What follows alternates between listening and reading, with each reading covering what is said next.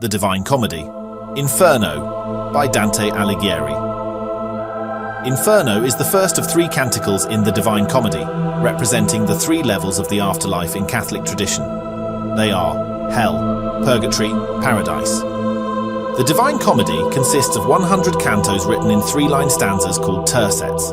The plot narrates a living man's journey through the world of the dead. The Visio genre, in which this text is written, was popular long before Dante. Notably, Virgil, Dante's favourite ancient poet, depicted Aeneas's descent into the underworld in his Aeneid. Interestingly, Virgil becomes one of Dante's guides through hell and purgatory. The Divine Comedy received its current title posthumously. The presence of the word comedy is conditioned by the happy ending, distinguishing it from tragedies. Additionally, high literature, like tragedy, was written only in Latin, but Dante wrote his text in Italian.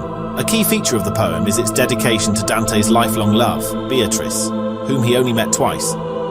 In the medieval context, to which Alighieri partially belongs, the highest regard was given to courtly love, with many restrictions that might seem strange today. Dante first met Beatrice when she was just 9 years old. Their second and last meeting was when she was 18. At the age of 25, she died, likely during childbirth. Learning of her death, Dante decided to write something that was never before written about any woman, so it is no surprise that Beatrice becomes Dante's guide as he approaches Eden. Love for Beatrice enables Dante to overcome all fears and return to Earth. Lost in a gloomy forest, Dante encounters a leopard, a lion, and a she-wolf, symbolizing lust, greed, and pride, respectively. The forest, endowed with multiple symbolic meanings, is the most commonly interpreted as representing life with all its difficulties and temptations. It's also being usually said that the forest symbolizes Italy, mired in constant wars. The first guide and protector Dante encounters is the aforementioned Virgil, whom Dante considered as his poetry teacher.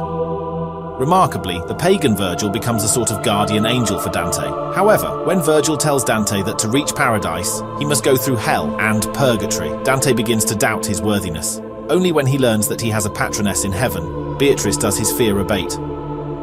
The gates of hell bear the inscription, "Abandon hope, all ye who enter here." In the space preceding the 9 circles of hell, where Dante initially finds himself, reside pitiable souls who did neither good nor evil in their lives. They are rejected by both hell and heaven. Hell doesn't take them so that the sinners won't have any cause for pride, and they simply don't deserve heaven. For Dante, who was a believing Christian, hell was a real place. He described it as a 9-tiered funnel descending to the center of the earth. Hell consists of 9 circles, and the deeper the reader descends, the more dreadful sins and punishments they encounter. Let's consider limbo. According to Catholic tradition, this is the space where the unbaptized dead reside, as well as the souls of Old Testament righteous people. Dante places here the great philosophers and poets of antiquity, Socrates, Homer, Ovid, Virgil, and many others. From Virgil himself, we learn that this place is better than other circles of hell, because there are no physical torments here. However, those who lived before the coming of Christ honored God imperfectly, and therefore are placed here. Nevertheless, according to Dante, people who were born before Jesus still had the opportunity to be saved. We will see examples of this later. In the circle of the lustful, Dante meets Francesca da Rimini and Paolo, who loved each other unlawfully. Paolo was the brother of Francesca's husband with whom she had an affair.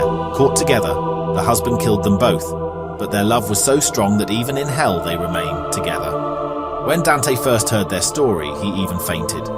Now let's consider the wood of suicides. The souls of those who committed violence against themselves have turned into mute trees, capable of speaking only when their branches are broken and blood flows from them. The soul who Dante speaks with belongs to the poet Pier Alvigna. He was a loyal but slandered advisor to Emperor Frederick II, which led to his imprisonment, where he committed suicide.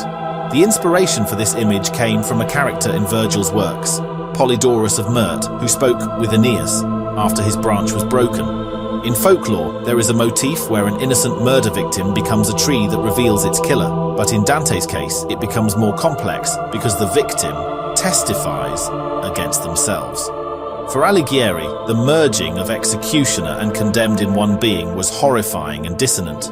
Anyone wishing to speak with a suicide becomes an accomplice in violence.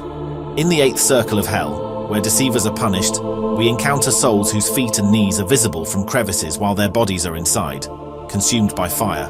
Dante meets the simoniacs here, who sold church positions. According to legend, a certain Simon tried to buy from the apostles the ability to bestow the Holy Spirit. In other words, he wanted to receive divine blessing for money. Being a Catholic, Dante did not hesitate to place here Pope Nicholas III, who, in turn, predicts the infernal fate of 2 more popes, Boniface VIII and Clement V.